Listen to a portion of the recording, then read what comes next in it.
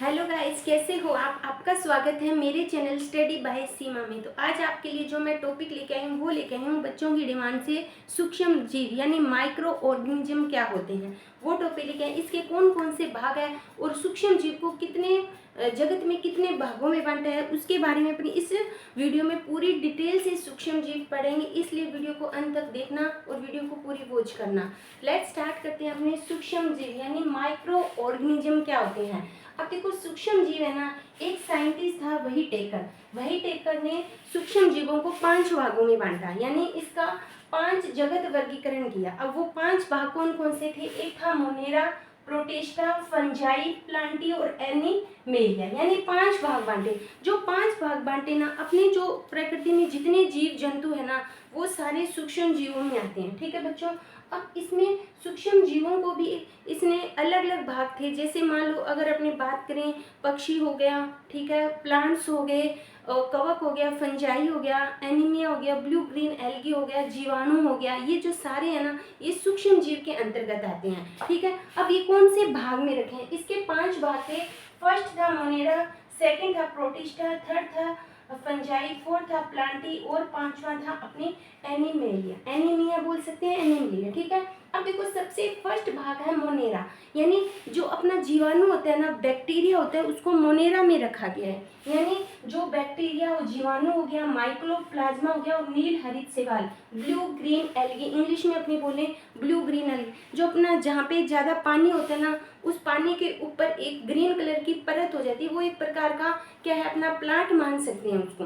ठीक है। यानी वो नीले हरित रंग की जो परत होती है ना उसे अपने बोलते हैं ब्लू ग्रीन एल्गी, जहाँ पे पानी है वो ज़्यादा मात्रा में होता है। ठीक है बच्चों। तो यानी मोनेरा में 3 भाग हैं, जीवाणु है, माइकोप्लाज्मा है और नील हरित शैवाल है। उसी तरह जो सेकंड पॉइंट आता है प्रोटिस्टा, प्रोटिस्टा में खास तौर पे कोई अपने जीव सूक्ष्म जीव नहीं आएंगे, प्रोटिस्टा खुद ही है। तो वो क्या होता है? प्रोटिस्टा होता है वो एक कोशिका यूकैरियोटिक होता है। आपने प्लांट पढ़े होंगे, प्लांट के 2 भाग होते हैं, यानी जो पादप होते हैं उसको 2 भागों में बांटा जाता है। ठीक है बच्चों। या आपने बात करें कोशिका, यानी कुछ जो कोशिका होती है उसको 2 भागों में बांटा जाता है। एक जंतु कोशिका होती है, एक पादप कोशिका होती है, ये भाग होते हैं। लेकिन अगर संरचना के आधार पर देखें तो जो कोशिका है 2 प्रकार की होती है, एक प्रोकैरियोटिक कोशिका होती है और एक आपकी यूकैरियोटिक कोशिका होती है। तो इसका मतलब जो प्रोटिस्ट है ना वो एक कोशिका यूकैरियोटिक है, यानी एक कोशिका जिसमें एक ही कोशिका पाई जाती है। बहुकोशिका का मतलब होता है जिसमें बहुत सारी कोशिकाएं पाई जाती है। तो जो प्रोटिस्ट है वो एक कोशिका यूकैरियोटिक है। सेकंड पॉइंट हो गया। थर्ड पॉइंट होता है अपनी फंजाई। फंजाई को अगर मैं आम भाषा में बात करूं तो वो होते हैं कवक। इंग्लिश में भी इसको अपने क्या बोलते हैं? फंजाई या फंगस बोलते हैं।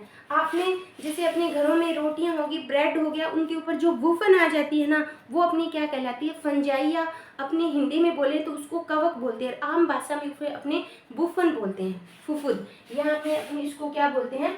फुफद भी बोलते हैं। ठीक है बच्चों। इन सभी का एक ही नाम है फंजाई। अब जो फंजाई होता है ना, अपना जो कवक होता है ना बहुकोशिकीय होता है, इसका मतलब उसमें बहुत सारी कोशिकाएं हैं वो पाई जाती है। तो फंजाई है बहुकोशिकीय अपघटक होते हैं। अपघटक मतलब होता है जो दूसरों पे निर्भर रहते हैं, यानी जो दूसरों से अपने भोजन का निर्माण करते हैं। यानी जो फंजाई होते हैं, कवक होते हैं, फुफद होते हैं, वो बहुकोशिकीय होते हैं जिसमें बहुत सारी कोशिकाएं पाई जाती है और साथ में वो अपघटक होते हैं। थर्ड पॉइंट, जो फोर्थ पॉइंट आता है वो आता है प्लांटी। प्लांटी का मतलब होता है पेड़ पौधे। ठीक है बच्चों। यानी पेड़ पौधे हैं। फर्स्ट पॉइंट होता है पेड़ पौधे होते हैं स्वपोषी होते हैं। स्वपोषी का मतलब होता है जो अपना भोजन स्वयं बनाते हैं। और बहुकोशिकीय पादप होते हैं। इसका मतलब होता है जो पादप होते हैं ना वो आपने कोशिका पढ़ी होगी, एक कोशिका से मिलकर 2 कोशिका का निर्माण होता है, 2 से अनंत कोशिकाओं का निर्माण होता है। इसका मतलब जो पादप होता है, प्लांट होता है, वो अपना बहुकोशिकीय एक पादप है। ठीक है बच्चों। और स्वपोषी का मतलब होता है जो अपना भोजन स्वयं बनाते हैं। अगर मैं बात करूं फंगस की, फंजाई की, तो वो अपने भोजन के लिए दूसरों पर, पेड़ पौधे पर, जैसे अन्य जीवों पर निर्भर रहते हैं। तो फंजाई है वो मतलब विषमपोषी है, या अपने बोल सकते हैं दूसरों पर निर्भर, परपोषी बोल सकते हैं, दूसरों पर निर्भर। लेकिन जो प्लांट होता है वो स्वपोषी होता है। अब स्वपोषी वो कैसे होता है वो भी आप नहीं पढ़ेंगे। आपने छोटी क्लासों में एक अभिक्रिया पढ़ी थी, प्रकाश संश्लेषण अभिक्रिया। प्रकाश संश्लेषण का मतलब होता है कि जो पेड़ पौधे होते हैं ना, जो पादप होते हैं, वो अपना भोजन का निर्माण कैसे करते हैं। अब देखो अपने को भोजन कहाँ से प्राप्त होता है, पेड़ पौधों से प्राप्त होता है। जो जानवर होते हैं वो भोजन कहाँ से प्राप्त करते हैं, पेड़ पौधों से प्राप्त करते हैं। यानी जीव में प्रकृति में जितने जीव जंतु होते हैं वो भोजन के लिए किस पे निर्भर रहते हैं, पेड़ पौधों पर निर्भर रहते हैं। अपने को सब्जियां फल फ्रूट सारे हैं वो पेड़ पौधों से प्राप्त होते हैं। तो इसका मतलब पेड़ पौधे हैं वो भोजन कहाँ से प्राप्त करते हैं, वो करते हैं प्रकाश संश्लेषण की क्रिया के द्वारा स्वपोषी होते हैं। कैसे, पेड़ पौधे हैं ना वायुमंडल से कार्बन डाइऑक्साइड गैस लेते हैं और भूमि से क्या लेते हैं, जल लेते हैं, और साथ में क्या लेते हैं, प्रकाश लेते हैं, यानी सूर्य का प्रकाश लेते हैं। जब ये तीनों करेगा किसकी प्रेजेंस की उपस्थिति में, हरित लवक यानी क्लोरोफिल की उपस्थिति में C6H12O6 प्लस हाइड्रोजन गैस है, हाइड्रोजन है वो जल है, वो सॉरी जल है वो बाहर निकालेगा। कई जगह वो हाइड्रोजन गैस भी बाहर निकालता है। इसका मतलब सॉरी ऑक्सीजन नहीं होगा, यहाँ पे जल होगा। ठीक है बच्चों, यानी जो पादप होता है वो वायुमंडल से कार्बन डाइऑक्साइड गैस लेता है, भूमि से जल लेता है और प्रकाश सूर्य का प्रकाश लेता है, और किसकी उपस्थिति में, हरित लवक की उपस्थिति में। तो C6H12O6 है यानी कार्बोहाइड्रेट का निर्माण करता है, और साथ में कौन सी गैस बाहर निकालता है, ऑक्सीजन गैस बाहर निकालता है। तो पेड़ पौधों ने इनसे क्या निर्माण किया, कार्बोहाइड्रेट का निर्माण किया, और साथ में उसने जल बाहर निकाला, ऑक्सीजन गैस बाहर निकाली। तो ये जो सारी प्रोसेस होती है वो प्रकाश संश्लेषण होता है, यानी पेड़ पौधे अपना भोजन खुद बनाते हैं। अब पेड़ पौधों के लिए भोजन के लिए क्या चाहिए, कार्बन डाइऑक्साइड लिए, और वो छोड़ते क्या है, ऑक्सीजन छोड़ते हैं। और जो मानव होता है वो ऑक्सीजन लेता है और कार्बन डाइऑक्साइड छोड़ता है। ये जो प्रकाश संश्लेषण की क्रिया होती है ना वो दिन में होगी, क्योंकि उसके लिए सूर्य का प्रकाश जरूरी होता है। जब तक सूर्य का प्रकाश नहीं होगा वो प्रकाश संश्लेषण की क्रिया नहीं करेंगे। इसलिए जो हरे पेड़ पौधे हैं वो प्रकाश संश्लेषण की सहायता से अपने भोजन का निर्माण खुद करते हैं। इसे अपने बोलते हैं स्वपोषी पादप, यानी जो अपना भोजन स्वयं बनाते हैं। ठीक है बच्चों, यहाँ तक आपको समझ आया। इसका मतलब अपने ने जो 4th पॉइंट पढ़ा था, प्लांटी स्वपोषी होते हैं, बहुकोशिकीय जीव होते हैं, यानी इसमें बहुत सारी कोशिकाएं हैं वो पाई जाती है। उसके बाद फिर होता है एनीमिया। एनीमिया होता है विषमपोषी होता है, जो दूसरों पर निर्भर रहते हैं, और साथ में ये भी क्या होते हैं, बहुकोशिकीय जीव होते हैं। ये जो 5 अपने जगत होते हैं ना, सूक्ष्म जीवों के 5 जो जगत होते हैं ना, उसको अपने अलग अलग पॉइंट टाइप इसी वीडियो में या अपनी नेक्स्ट वीडियो में पूरी पढ़ेंगे। तो सबसे पहले अपने पढ़ेंगे मोनेरा का एक भाग है, यानी मोनेरा जो जगत है उसका एक भाग है जीवाणु, बैक्टीरिया। तो उसके बारे में अपने यहाँ से डिटेल से पढ़ेंगे।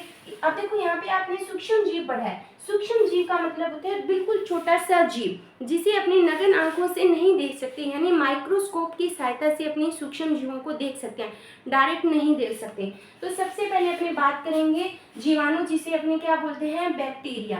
ठीक है बच्चों, यानी बैक्टीरिया की संरचना क्या होती है, यहाँ पे मैंने इसकी स्ट्रक्चर बनाई है। सबसे पहले अगर मैं थोड़ा सा पॉइंट्स पे बात करूँ कि बैक्टीरिया क्या होता है। बैक्टीरिया होता है ना वो क्या है, एक कोशिकीय जीव है, एक कोशिकीय जीव है। या इसका मतलब है वो इसमें ओनली एक ही कोशिका पाई जाती है बैक्टीरिया में। साथ में ये विभिन्न आवासों में रह सकता है, यानी कहीं भी बैक्टीरिया पाए जा सकते हैं। अपने खाने में पाए जा सकते हैं, सब्जियों में पाए जा सकते हैं, अपने पूरे वातावरण में भी बैक्टीरिया, मतलब इनके लिए जो आवास होता है उसके लिए जगह होती है वो फिक्स नहीं होती। ये होते हैं अपने बैक्टीरिया। सेकंड अगर मैं पॉइंट की बात करूं तो ये जो बैक्टीरिया होता है उसमें वायवीय और अवायवीय श्वसन दोनों ही पाए जाते हैं। अब अवायवीय और वायवीय श्वसन क्या होता है वो थोड़ा सा, वायवीय श्वसन का मतलब होता है जो ऑक्सीजन की उपस्थिति में होता है, यानी जिसे अपने ऑक्सी श्वसन भी बोलते हैं। वायवीय श्वसन का मतलब होता है, श्वसन का मतलब क्या होता है, सांस लेना, यानी सांस अपने लेते हैं। जैसे अपनी बात करें, सांस लेते हैं तो अपने के लिए क्या चाहिए, ऑक्सीजन चाहिए। तो इसका मतलब वायवीय श्वसन होता है वो ऑक्सीजन की उपस्थिति में होता है, और जो अवायवीय श्वसन होता है वो ऑक्सीजन की अनुपस्थिति में होता है। इसका मतलब जो बैक्टीरिया होता है वो वायवीय श्वसन और अवायवीय श्वसन है, दोनों बैक्टीरियो में पाया जाता है। अब अपनी बात करते हैं जीवाणु की संरचना। यहाँ पे मैंने इसकी स्ट्रक्चर बनाई है। अब देखो स्ट्रक्चर में पढ़ेंगे जो अपना बैक्टीरिया होता है उसकी 2 परत होती है। यानी अगर मैं बात करूँ कोशिका भित्ति की, आपने एक पादप कोशिका पढ़ी होगी, एक आपने जंतु कोशिका पढ़ी होगी। इसकी मैंने पीछे एक वीडियो डाली थी पादप कोशिका और जंतु कोशिका, यानी कोशिका मैंने स्पेशल एक टॉपिक डाला हुआ है। उसमें कोशिका को दो भागों में बांटा है, एक है पादप कोशिका और एक आती है अपनी जंतु कोशिका। जो पादप कोशिका होती है उसमें कोशिका भित्ति पाई जाती है, यानी जो बाहरी लेयर होती है ना वो पाई जाती है, लेकिन जो जंतु कोशिका होती है उसमें बाहरी लेयर है वो नहीं पाई जाती। तो यहाँ पे बात करूँ जीवाणु की, तो जीवाणु में कोशिका भित्ति पाई जाती है, ठीक है। अब देखो सबसे पहले अगर मैं बात करूँ, ये जो अपनी पादप कोशिका की मैंने यहाँ पे दो लेयर शो किया है, एक होती है अपनी कोशिका भित्ति, एक होती है कोशिका झिल्ली। यानी एक जो बाहरी है उसको अपने ने झिल्ली मान लिया और जो अंदर वाली लेयर है उसको कोशिका भित्ति। जो कोशिका भित्ति होती है ना वो मोस्टली अलग अलग, जैसे प्लांट्स हो गया, जानवर हो गया, फंजाई हो गया, उनमें जैसे अगर मैं पादप कोशिका की बात करूं तो जो पादप कोशिका में जो कोशिका भित्ति पाई जाती है ना वो सेलुलोज की पाई जाती है। पॉइंट को थोड़ा सा ध्यान रखना, साथ में कॉपी और नोटबुक रखना, जो मैं क्योंकि आपके एग्जाम में पूछ सकते हैं कि पादप कोशिका की कोशिका भित्ति किसकी बनी होती है, या आपने बता सकते हैं कवक होता है, फंजाई होती है, उसकी कोशिका भित्ति किसकी बनी। जो पादप कोशिका होती है ना उसकी कोशिका भित्ति है वो सेलुलोज की बनी होती है, ठीक है। उसी प्रकार अगर मैं फंजाई या कवक की बात करूं तो उसकी कोशिका भित्ति है वो काइटिन की बनी होती है, ठीक है। और अगर मैं जीवाणु की बात करूं तो इसकी जो कोशिका होती है वो हेमी सेलुलोज की बनी होती है। उसके बाद आता है ये सबसे बाहरी परत होती है, फिर अंदर ये जो अंदर का भाग होता है ना इसके अंदर डॉट, इसके अंदर कोशिका द्रव्य पाया जाता है। कोशिका द्रव्य यानी कोशिका भित्ति और केंद्र के बीच में जो द्रव पाया जाता है ना उसे अपने बोलते हैं कोशिका द्रव्य। उसके अंदर अलग अलग अपने भाग होते हैं, ठीक है बच्चों। अब देखो यहाँ पे मैंने इसके अंदर एक डीएनए पाया जाता है। डीएनए सभी बच्चों ने पढ़ा होगा। डीएनए की फुल फॉर्म क्या होती है, डीऑक्सी राइबोज न्यूक्लिक अम्ल एसिड, ठीक है बच्चों। यानी जो डीएनए है उसकी फुल फॉर्म होती है डीऑक्सी राइबोज न्यूक्लिक। इसके अंदर एक आरएनए पाया जाता है, आरएनए की फुल फॉर्म होती है राइबोज न्यूक्लिक एसिड, ठीक है बच्चों। दोनों की फुल फॉर्म आप याद रखना। यहाँ पे कोशिका काय पाया जाता है यानी केंद्र काय, केंद्र के जो बाहरी आवरण होता है उसको बोलते हैं केंद्र काय, ठीक है बच्चों। उसके बाद इसमें एक राइबोसोम पाया जाता है, यहाँ पे मैंने आरएनए लिखा है। उसी प्रकार जो आरएनए होता है उसमें राइबोसोम होते हैं, यानी छोटे छोटे पार्टिकल्स होते हैं जिसे हमने राइबोसोम बोलते हैं। राइबोसोम भी दो प्रकार के होते हैं, एक 80S प्रकार का होता है, एक 70। लेकिन जो बैक्टीरिया होते हैं उसमें राइबोसोम है वो 70S प्रकार का पाया जाता है, ठीक है बच्चों। और ये जो बाहरी भाग होते हैं ना फाइबर्स बोलते हैं, अपने आम भाषा में इसे फिब्री बोलते हैं, ठीक है बच्चों। बाकी इसमें कुछ नहीं है ज़्यादा। तो ये होगी अपनी बैक्टीरिया की स्ट्रक्चर। इसी तरह आगे वाला अपने नेक्स्ट है जो सूक्ष्म जीव का जो सेकंड पार्ट है, आगे अपनी करेंगे माइक्रोप्लाज्मा, नीथली, सेवाल, प्रोटिस्टा, फंजाई, प्लांटिंग ग्रैन्युला, वो अपनी नेक्स्ट वीडियो में करेंगे क्योंकि ये वीडियो है काफ़ी लॉन्ग हो जाएगी। तो आई होप आपको ये सूक्ष्म जीव वाला इतना टॉपिक है अच्छी तरह समझ आ गया होगा। अगर ये वीडियो अच्छी लगे तो लाइक करना, वीडियो को ज़्यादा से ज़्यादा अपने दोस्तों में शेयर करना और मेरे चैनल को सब्सक्राइब करना। थैंक यू बच्चों।